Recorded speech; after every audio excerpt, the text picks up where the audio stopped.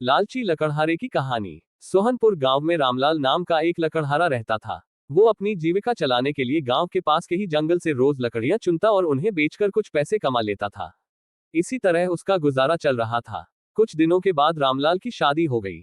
उसकी पत्नी बड़ी खर्चीली थी, इसलिए अब उतनी लकड़ियों को बेचकर घर चलाना मुश्किल हो गया था।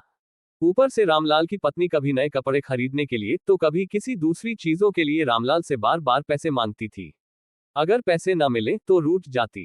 रामलाल अपनी पत्नी से बहुत प्यार करता था, इसलिए उसकी नाराजगी वो बर्दाश्त नहीं कर पाता था।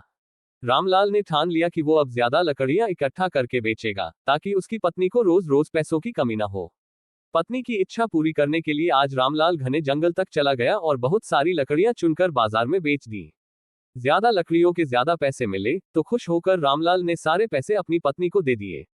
अब रोज रामलाल ऐसा ही करने लगा। देखते ही देखते उसके मन में लालच इतना बढ़ गया कि उसने धीरे धीरे पेड़ काटना भी शुरू कर दिया।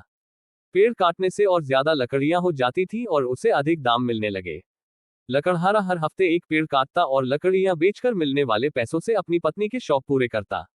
अब पैसे ज्यादा आ रहे थे तो घर भी अच्छे से चल रहा था।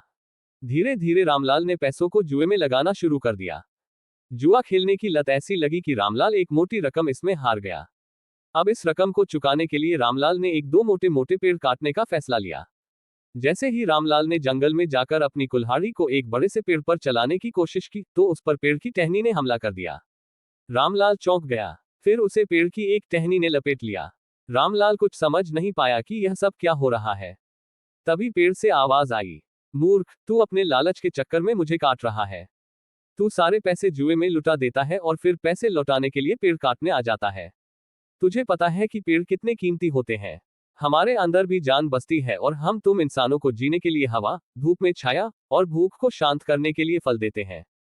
लेकिन तू अपने स्वार्थ के लिए हमें ही काट रहा है। पेड़ ने कहा, आज तू रुक, यही कुल्हाड़ी मैं अब तेरे ऊपर चलाऊंगी। पेड़ की टहनी कुल्हाड़ी से रामलाल पर वार करने ही वाली थी कि वह गिड़गिड़ाने लगा। उसने माफी मांगते हुए कहा, मुझसे गलती हुई है, लेकिन मुझे सुधरने का एक मौका दो। अगर आप मुझे मार दोगे तो मेरी पत्नी का क्या होगा? वो अकेली पड़ जाएगी। आज से मैं किसी पेड़ को नहीं काटूंगा, ये प्रण लेता हूँ। ये सब सुनकर पेड़ को रामलाल के ऊपर दया आ गई। उसने रामलाल को छोड़ दिया। छूटते ही रामलाल भागकर अपने घर गया और पैसों के लालच में न आने का संकल्प ले लिया। कहानी से सीख, लालच में आकर पर्यावरण के साथ खिलवाड़ नहीं करना चाहिए।